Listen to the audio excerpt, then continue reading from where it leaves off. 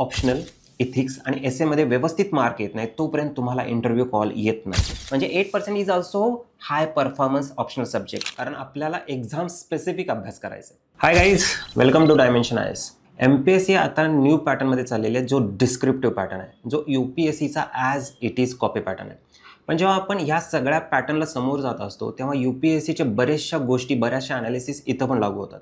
आणि त्यातलं सगळ्यात महत्त्वाचं एक ॲनालिसिस आहे की ते म्हणजे इथिक्स, एसे आणि ऑप्शनल. यामध्ये मार्क्स आल्याशिवाय तुम्हाला इंटरव्ह्यूचा कॉल येणार नाही.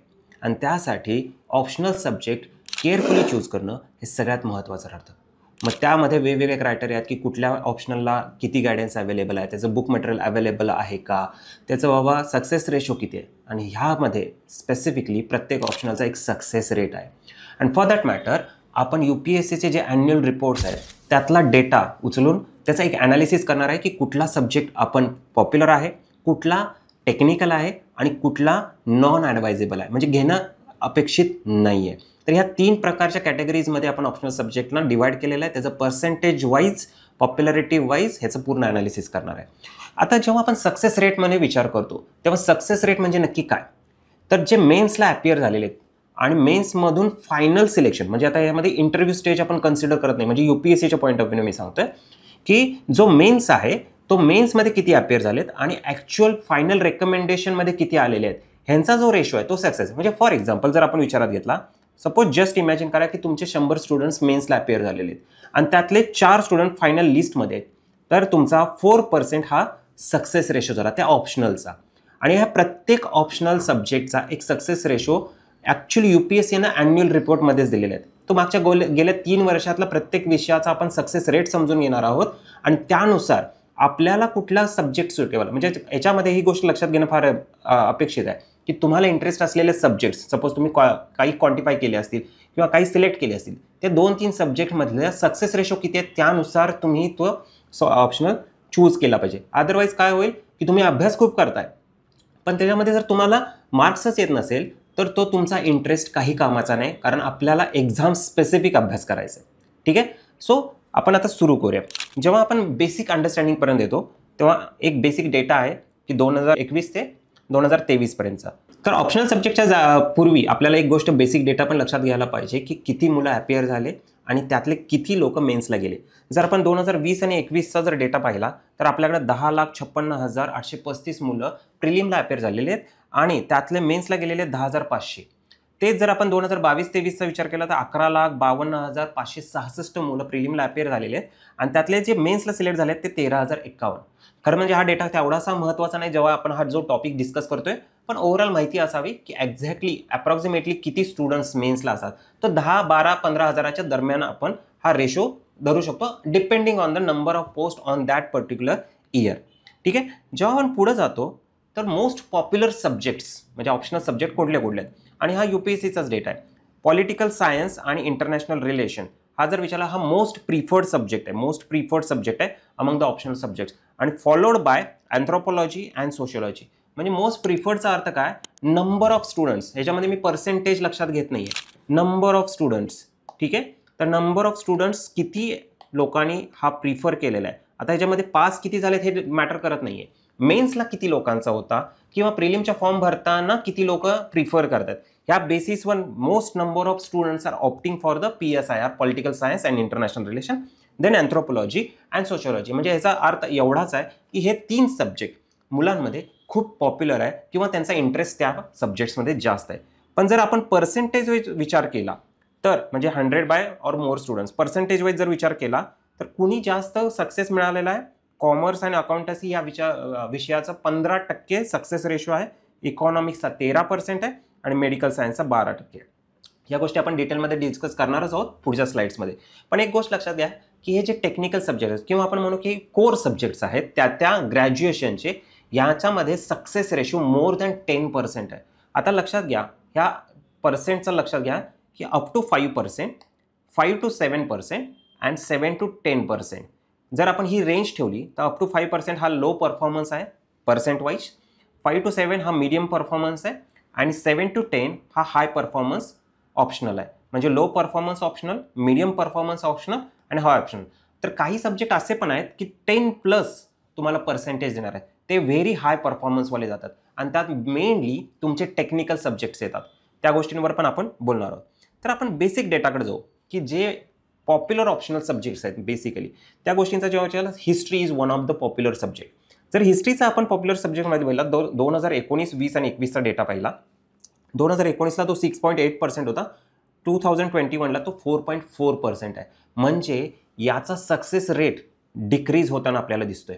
म्हणजे हिस्ट्री जेवढा पॉप्युलर होता किंवा ज्याचा जो सक्सेस रेशो होता जेवढं तुम्हाला आउटपुट देत होतं तेवढा आज हिस्ट्री देत नाही. म्हणजे on one side history is a very vast optional.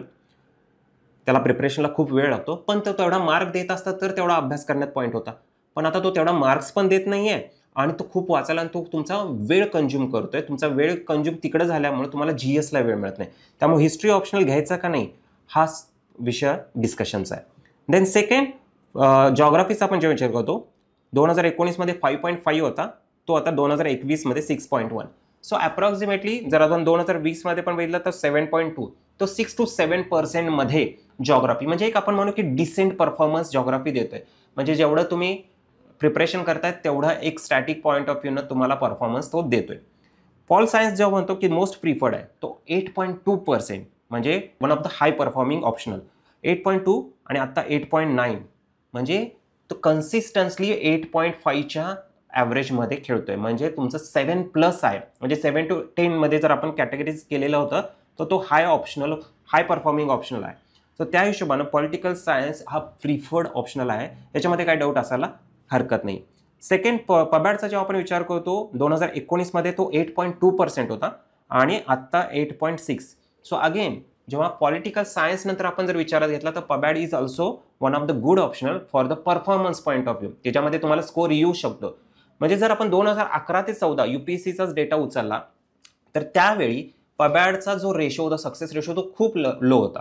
पण त्या मानानं जर आता आपण रिसेंट इयर्समध्ये गेल्या 3-4 वर्षामध्ये जर पबॅडचा परफॉर्मन्स बघत असेल तर पबॅडचा परफॉर्मन्स नक्कीच वाढलेला आहे. तो आणि सगळ्यात महत्त्वाचं पबॅडचा गायडन्सही अवेलेबल असतो. त्यामुळे पबॅड हा ऑप्शनल तुम्ही घेऊ शकता. पॉसिबिलिटी आहे जो स्कोरिंग पण आहे.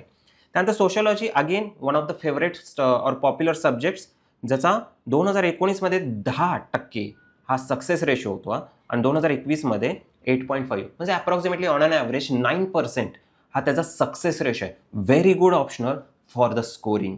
ऑन अदर साइड अँथ्रोपॉलॉजी जेव्हा आपण विचार करतो जो आजकाल खूप फेमस होत चाललेला आहे मोस्ट स्टुडंट्स कारण तो छोटा आहे प्रिपरेशनला वेळ जास्त लागत नाही.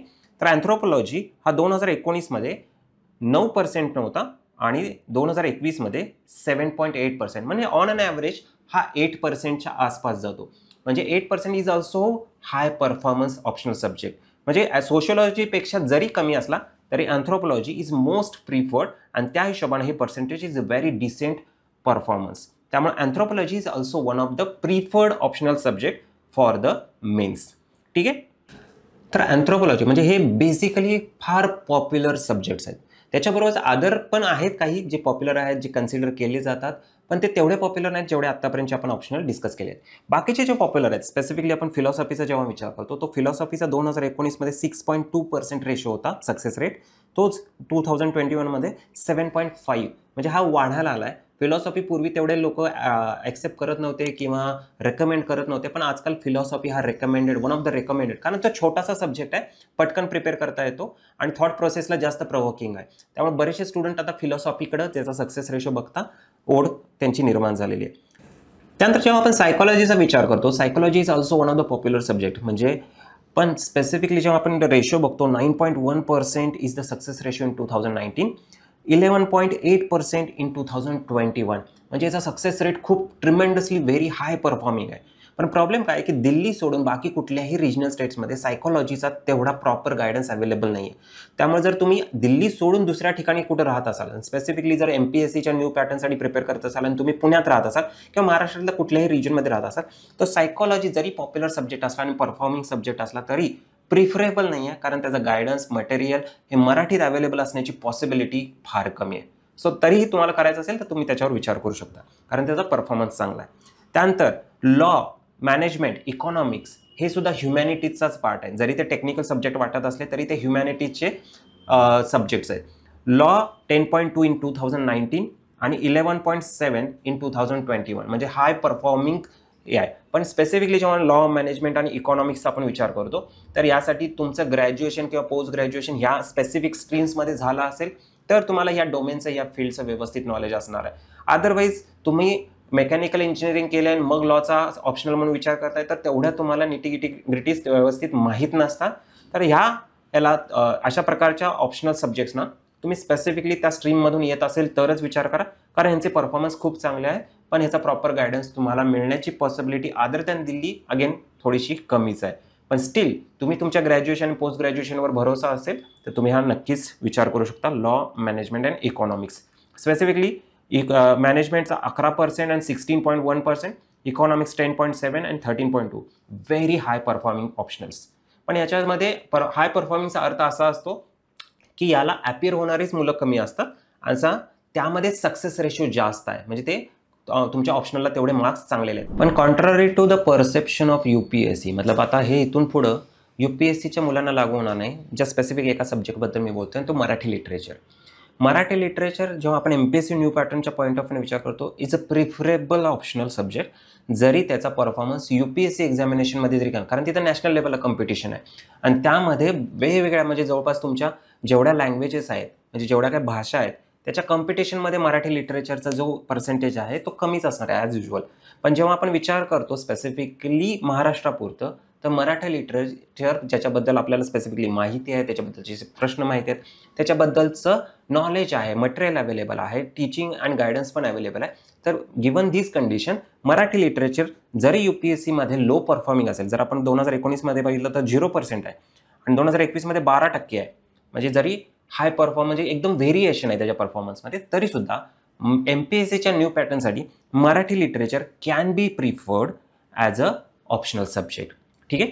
त्यानंतर आपण जेव्हा पुढच्या लिस्टकडे जातो टेक्निकल ऑप्शनल सब्जेक्ट्स, म्हणजे आत्तापर्यंत जे आपण फक्त डिस्कस करत होतो मोस्टली पॉप्युलर ऑप्शनल होते ज्याच्यामध्ये मोस्टली ह्युमॅनिटीजशी रिलेटेड ऑप्शनल सब्जेक्ट जास्त होते. पण जेव्हा आपण टेक्निकल सब्जेक्ट्सकडे जातो त्यामध्ये civil engineering, mechanical engineering, electrical engineering, agriculture, medical science and mathematics हे टेक्निकल सब्जेक्ट्स येतात. पण स्पेसिफिकली जेव्हा आपण टेक्निकल सब्जेक्टचा विचार करतो ना तर तुमचं बॅकग्राऊंड त्याच्याशी रिलेटेड असणं फार अपेक्षित आहे. अदरवाईज तुम्ही मेकॅनिकल इंजिनिअरिंग केलं आहे आणि मॅथमॅटिक्स घ्यायला गेलेला आहे तर तुमचा परफॉर्मन्स तेवढाच चांगला होईल याची गॅरंटी नाही आहे. जर तुम्ही IIT केले असेल तर पॉसिबिलिटी आहे, कारण मॅथमॅटिक्समधले जे क्वेश्चन असतात स्पेसिफिकली ते MSc मॅथमॅटिक्स जे स्पेसिफिक त्याची स्ट्रीम आहे त्याच्या लेवलचे क्वेश्चन्स असतात, म्हणजे ॲटलिस्ट UPSCमध्ये तरी. पण जेव्हा आपण मेकॅनिकल इंजिनिअरिंगमधलं मॅथमॅटिक्सच्या बेसिसवर तिकडं ट्राय करायला जातो तर तुमचा परफॉर्मन्स तेवढा ॲप्रोप्रिएट राहत नाही आणि हे सेम बाकीच्या सगळ्या टेक्निकल सब्जेक्ट्ससाठी लागू आहे.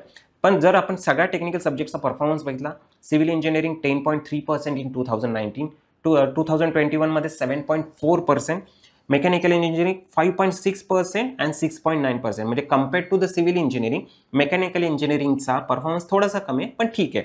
इलेक्ट्रिकल इंजिनिअरिंग 8% होता जो आता 6% म्हणजे डिक्लाइनिंग ट्रेंड दाखवतं. स्पेसिफिकली ज्यांनी इलेक्ट्रिकल इंजिनिअरिंग केलेलं आहे त्यांना टेम्पटेशन असतं किंवा मेकॅनिकल इंजिनिअरिंग केले त्यांना टेम्पटेशन असतं की मी मेकॅनिकल इंजिनिअरिंगच घेतो, पण ते ॲप्रोप्रिएट नाही आहे, कारण तुमचं जे ग्रॅज्युएशनचे क्वेश्चन्स असतात आणि ॲक्च्युअली UPSCचे क्वेश्चन्स असतात त्याच्यामध्ये बरीच तफावत असते. किंवा UPSC आता MPSC ज्या पद्धती आहे, कारण MPSC UPSCच्याच पॅटर्नवर चाललेलं आहे, त्या हिशोबानं जर विचार केला तर ते टेक्निकल सब्जेक्टचे क्वेश्चन्स पण त्याच लाईनवर टाकतील. तर तुमचे कॉलेजचे क्वेश्चन्स आणि UPSC MPSCचे क्वेश्चन्स हे वेगळ्या पद्धतीने असणार आहेत, त्यामुळे त्या ऑप्शनचा विचार तुम्ही थोडासा व्यवस्थित करणं अपेक्षित आहे. त्यानंतर सगळ्यात महत्त्वाचा टेक्निकल सब्जेक्ट आहे ॲग्रिकल्चर, जो स्पेसिफिकली UPSCमध्ये पण पॉप्युलर आहे आणि त्याचा परफॉर्मन्स खूप चांगला आहे. जर आपण UPSCचा परफॉर्मन्स बघितला ॲग्रिकल्चरचा 10.5% इन 2019 आणि 10.4% इन 2021. जर पण 2020चा परफॉर्मन्स बघितला तर 2.7 एवढा खाली आलेला असेल, म्हणजे त्यामध्ये पण बरीच मोठी तफावत आहे. पण ऑन अन ॲव्हरेज जर आपण बघितला 8%च्या प्लसच आहे ॲग्रिकल्चर. पण ॲग्रिकल्चर महाराष्ट्राच्या कंटेक्समध्ये MPSCच्या न्यू कंटेक्समध्ये किंवा न्यू पॅटर्नच्या कंटेक्समध्ये खूप महत्त्वाचा ऑप्शनल आहे, कारण इथल्या जेवढ्या काही कॉम्पिटेटिव्ह एक्झामिनेशन आहेत त्यामध्ये ॲग्रिकल्चरचा थोडाफार तरी भाग असतो किंवा थोडासा भाग त्यामध्ये समावेश केलेला असतो. त्यामुळे ॲग्रिकल्चरचं एक बेसिक नॉलेज तर सगळ्यांना असतं. पण जर तुमचं ग्रॅज्युएशन ॲग्रिकल्चरमध्ये नसेल आणि तुम्ही जर ॲग्रिकल्चर ऑप्शनल म्हणून विचार करत असाल तर मात्र थोडाफार विचार करावा लागेल. पण ज्याचं ग्रॅज्युएशन ॲग्रिकल्चरशी रिलेटेड सब्जेक्ट्समध्ये झालेलं आहे त्यांना मात्र ॲग्रिकल्चर ॲज अन ऑप्शन म्हणून विचार करायला काही हरकत नाही, कारण त्याची बरीचशी पुस्तकं अवेलेबल आहेत मराठीत सुद्धा, आणि त्याचं बरंचसं गायडन्स पण अवेलेबल आहे महाराष्ट्रात स्पेसिफिकली जेव्हा आपण MPSCचा पॅटर्नचा विचार करतो. त्यानंतर मेडिकल सायन्स आपण विचार करतो, त्याचा पण सक्सेस रेशो खूप चांगला आहे. 11% इन 2019 अँड 12.2% इन 2021. म्हणजे जर तुम्ही मेडिकल बॅकग्राऊंडचा असाल तर तुम्ही डेफिनेटली मेडिकल सायन्सला जाऊ शकता, कारण त्या ग्रॅज्युएशनशी रिलेटेड किंवा पोस्ट ग्रॅज्युएशनशी रिलेटेड तुमचे क्वेश्चन्स आहेत. मॅथमॅटिक्स टेम्पटेटिव्ह सब्जेक्ट्स आहे. अगेन 8% आणि 9.7% हा सक्सेस रेशो आहे. पण एक गोष्ट लक्षात घ्या, हे जे टेक्निकल सब्जेक्ट्सची रिस्क असते ना, ह्याला रिस्की सब्जेक्ट्स असं पण म्हणू शकतो. म्हणजे जर आपण विचारात घेतला तर हा एक रिस्की सब्जेक्ट आहे. का हेच लक्षात घ्या, कारण यांची रेंज आहे एकतर खूप हाय असते किंवा खूप लो असते. याला मीडियम रेंज फार कमी असते. म्हणजे सपोज मॅथमॅटिक्समध्ये तुम्हाला मार्क्स आले तर खूप जास्त येतात, 350+, 400च्या आसपास पण येऊ शकतात. पण जर आपण मॅथमॅटिक्समधले एक लो रेंज बघितली तर ते बिलो 50 पण असू शकते. म्हणजे एकतर आयदर ब्रेक ऑर मेक ह्या कन्सेप्टमध्ये हे टेक्निकल सब्जेक्ट जातात. जर तुम्हाला on an average safe score पाहिजे असेल तर टेक्निकल सब्जेक्टच्या नादाला तुम्ही न लागलेलं चांगलं आहे. त्यासाठी तुम्ही पॉप्युलर सब्जेक्ट्सचीच निवड करा, जे शॉर्ट पिरियड ऑफ टाईममध्ये जरी तुमचं ग्रॅज्युएशन त्याच्याशी रिलेटेड झालेलं नसलं तरी सुद्धा तुम्ही ते प्रिपेअर करू शकता. ठीक आहे. आता नॉन ॲडवायजेबल सब्जेक्ट्सचा एक विचार करूया आपण, की जिओलॉजी, स्टॅटिस्टिक हे नॉन ॲडवायजेबल आहे, कारण एकतर ह्याचा गायडन्स अवेलेबल नाही आहे. दुसरी गोष्ट म्हणजे याचे बुक्स पण मराठीमध्ये अवेलेबल असतील याची गॅरंटी नाही आहे. आणि थर्ड अँड गोष्ट, जेव्हा UPSCचा आपण पर्सेंटेज बघतो तर हे 0% आहे. स्टॅटिस्टिक्सचं तर 0% आहे. म्हणजे ह्याचा सक्सेस रेटच नाही आहे, सक्सेस रेशोच नाही आहे, ह्याचे सिलेक्टेड कॅन्डिडेट्सच नाही आहेत. त्यामुळे या विषयांकडे तुम्ही ॲज अन एक्सपेरिमेंट पण बघू नका. मॅथमॅटिक्स, मेकॅनिकल इंजिनिअरिंग हे ॲज अन एक्सपेरिमेंट तर तुम्ही करू शकता. निदान थोडीफार श्युरिटी आहे की बाबा चलो 5%, 6% सक्सेस रेशो आहे. पण ह्या दोन असे जे 2 सब्जेक्ट्स आहेत की ज्याच्याबद्दल सक्सेस रेशो आत्तापर्यंत मला एक्झिस्ट नाही करत आहे, तर त्या गोष्टींच्या एक्सपेरिमेंट म्हणून पण नादाला लागणं अपेक्षित नाही आहे. तर हे झाले basic popular subject, technical subject, non advisable, optional subject. म्हणजे ह्या सगळ्या गोष्टी आपण का डिस्कस करतो हे पण लक्षात घ्या. जोपर्यंत तुम्हाला ऑप्शनल, इथिक्स आणि एसेमध्ये व्यवस्थित मार्क येत नाही तोपर्यंत तुम्हाला इंटरव्ह्यू कॉल येत नाही. ही गोष्ट नाही, कारण ह्या 3 सब्जेक्टचा इनपुट आउटपुट रेशो किंवा आउटपुट इनपुट रेशो हा फार हाय आहे. जर ह्याच्यामध्ये मार्क्स आले तर तुम्हाला इंटरव्ह्यू कॉल येणार आहे. ह्याच्यामध्ये मार्क्स नाही आले, ह्यातल्या एकाही सब्जेक्टमध्ये जर तुम्हाला कमी मार्क्स आहे तर तुम्हाला इंटरव्ह्यू कॉल पण येणार नाही. तर तुम्हाला मेन्सचं सक्सेस तुम्हाला पाहिजे असेल, इंटरव्ह्यू पाहिजे असेल आणि फायनल रेकमेंडेशन जरी पाहिजे असेल सिलेक्शन, तर तुम्हाला ऑप्शनल हा केअरफुली सिलेक्ट केलाच पाहिजे. आणि त्यासाठी आत्ताच तुम्हाला ती गोष्ट आहे, तुम्हाला त्यात डिसिजन घ्यायचं आहे, कारण फॉर्म भरताना तुम्हाला ऑप्शन भरायचं आहे. ठीक आहे. And the last and most important thing की जेव्हा आपण UPSCचाच एक डायग्राम बघतो जे तुम्हाला दिसत असेल, स्पेसिफिकली ह्यामध्ये तुम्हाला एक बार डायग्राम दिलेली आहे आणि ज्यामध्ये तुम्हाला दाखवलेलं आहे की वेगवेगळ्या स्ट्रीम्सचा परफॉर्मन्स कशा पद्धतीने घडत गेला आहे 2019, 2020 आणि 2021. ठीक आहे, ज्याचा आपण विचार करतो. तर ह्यामध्ये जर तुम्ही विचारात घेतला ह्युमॅनिटीज A आणि ह्युमॅनिटीज B ह्या 2 जर आपण गोष्टी विचारात घेतल्या, जो रेड कलरमध्ये आणि ब्ल्यू कलरमध्ये दाखवला, तर सगळ्यात जास्त पर्सेंटेज ह्या 2 स्ट्रीम्सनीच दाखवला आहे. ह्युमॅनिटीज म्हणजे ह्युमॅनिटीजचे रिलेटेड जेवढे काही सब्जेक्ट असतील, मग ते कॉमर्स असेल, इकॉनॉमिक्स असेल, पबॅड असेल, पॉल सायन्स असेल, हिस्ट्री असेल, फिलॉसॉफी असेल, सायकोलॉजी असेल, हे सगळे विषय जे आहेत तर स्पेसिफिकली ह्युमॅनिटीजशी रिलेटेड आहेत. आणि ह्युमॅनिटीजचा performance throughout UPSC is very high performing. So specifically ह्या सगळ्या गोष्टीचा का विचार करायचा, कारण UPSCच्याच लाईनवर MPSC गेल्यामुळं आपल्याला तेच ॲनालिसिस इकडं रिफ्लेक्ट करायचं. जोपर्यंत MPSCचा पहिला पेपर होत नाही, पहिला ॲनालिसिस येत नाही, पहिला डेटा येत नाही, तोपर्यंत आपल्याला UPSCचाच डेटा बेस म्हणून वापरावा लागणार आहे. आणि त्या हिशोबानं तुमच्या पुढं पॉप्युलर सब्जेक्टचे जे पर्सेंटेज आहेत, म्हणजे ह्याच्यामध्ये तुम्ही काय करणं अपेक्षित आहे की कुठलेही तुम्ही जे ऑप्शनल सब्जेक्ट रिलेट करता आहात, तुम्ही सपोज 4-5 सब्जेक्ट शॉर्टलिस्ट केले आणि त्यातले जर तुम्हाला कन्फ्युजन असेल तर त्याचा पहिल्यांदा सक्सेस रेशो बघा. त्यातला जो सक्सेस रेशो चांगला असेल तो निवडायचा प्रयत्न करा. ठीक आहे. बेसिक इंटरेस्ट इज मॅन्डेटरी, ती गरजेचीच गोष्ट आहे. पण बेसिक इंटरेस्ट नंतर सक्सेस रेशो पण मॅन्डेटरीच आहे. सक्सेस रेशो नसलेला आणि इंटरेस्ट असलेला ऑप्शनल सब्जेक्ट तुम्हाला कुठेही घेऊन जाणार नाही. So that's all from our side. इथून पुढे ऑप्शनल कसा सिलेक्ट करावा याच्याबद्दल आम्ही नेक्स्ट व्हिडिओ रिलीज करूच. Thank you very much.